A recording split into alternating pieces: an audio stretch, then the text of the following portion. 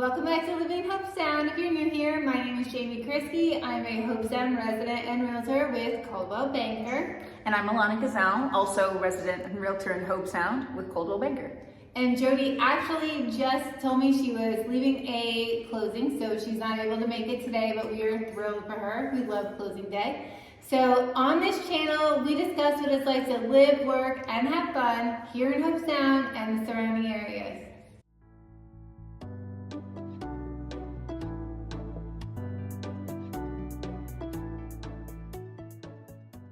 Today, we are going to be discussing the pros and cons of resales. So it is important to know what the pros are and the cons are when buying an existing home. Absolutely. I think I would say the biggest con for resale would actually be an unknown history.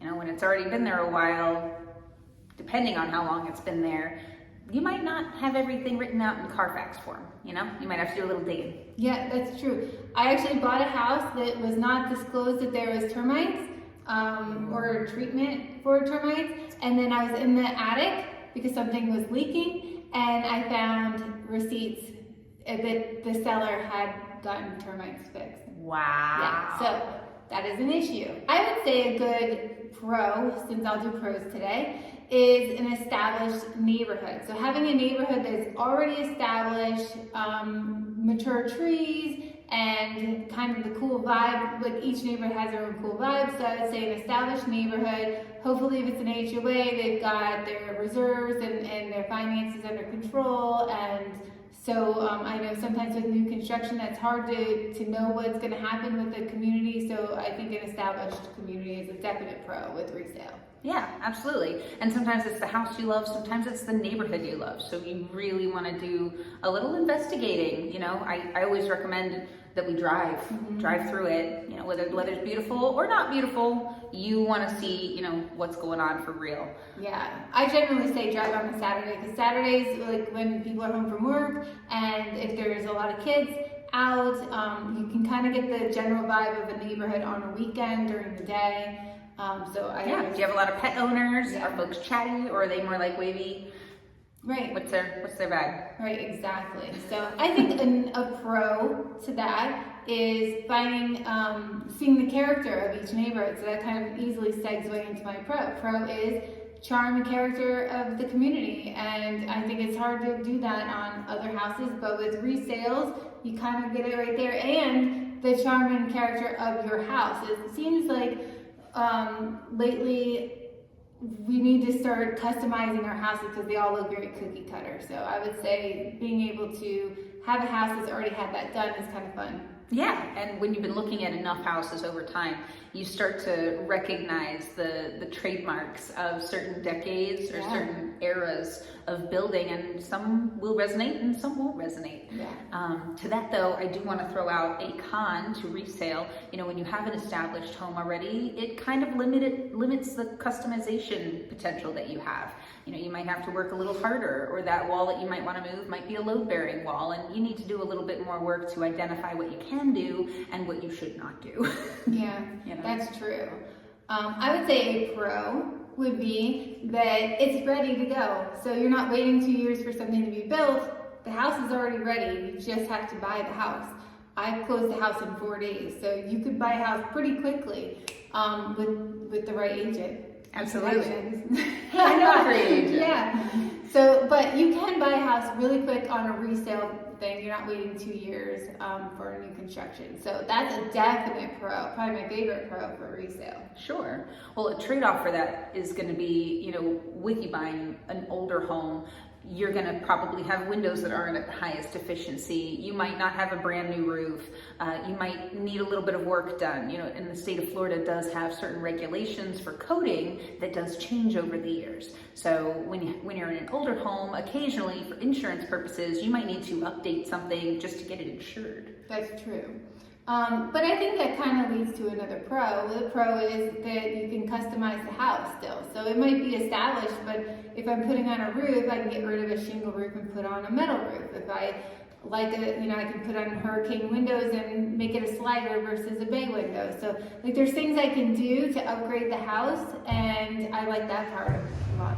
Absolutely, that's true. Lots tend to be larger in resale homes, as things are being developed and they're not fully saturated yet. You have parcels that are just generally bigger. And as things get newer and newer, you'll notice that the lot sizes tend to get smaller and smaller unless there's a surcharge paid or it's corner lot. Yeah, and that's a pro. So I'm gonna take your con, which is maintenance of that lot.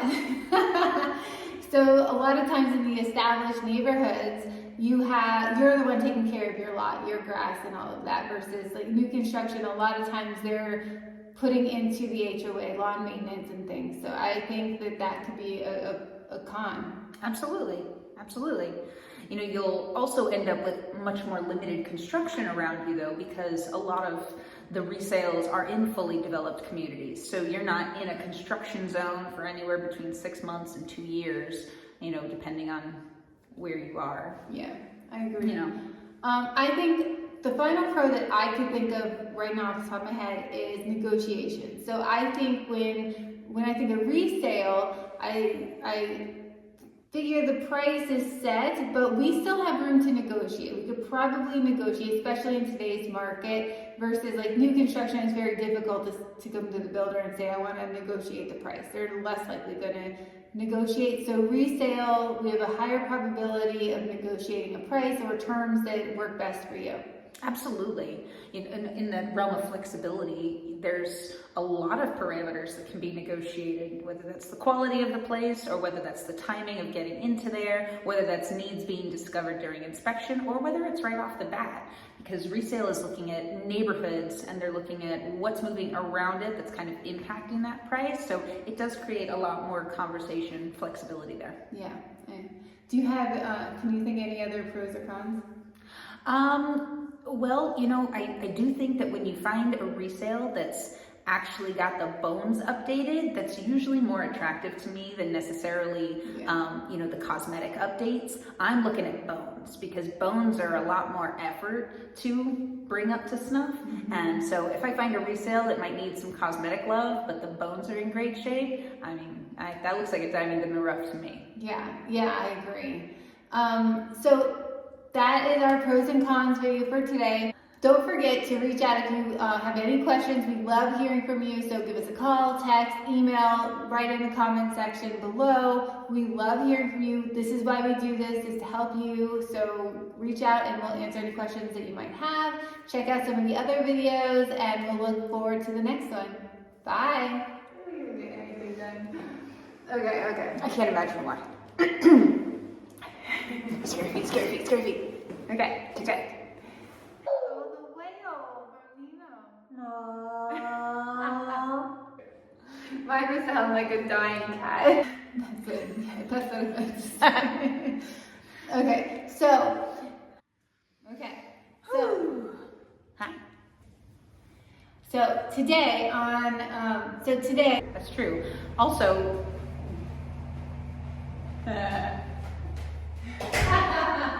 pause. I'm back. Okay, and we're back. So I would also Number 2, but no, I'm not doing it. please send us your comments, your questions, anything additional that we can elaborate on, because we would love to do that for you. Number 2. I'm not doing number 2. Number 2. Number 3. Thank you.